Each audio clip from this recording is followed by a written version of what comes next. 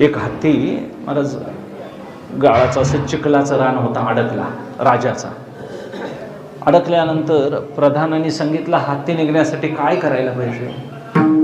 वेगवेगळे प्रयत्न केले महाराज.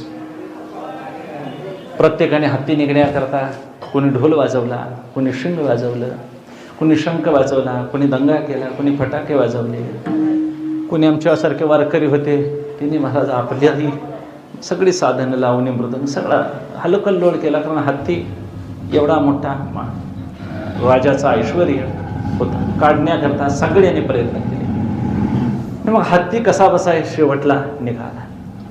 तो निघाल्यानंतर नगारा वाजवणारे म्हणाले मी नगारा वाजवला म्हणून निघाला, ढोल वाजवणारा म्हणाला मी ढोल वाजवलं.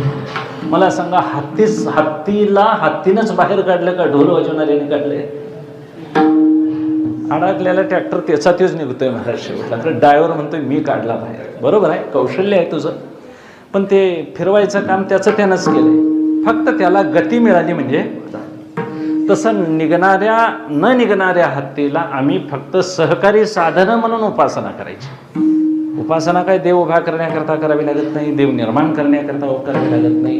देव नित्य आणि जवळ इतका आहे, निर्गुण निराकार देव इतका सरळ आणि अगदी ठोकबंद आहे की त्याच्याकरता इतर साधनं करावी लागत नाही.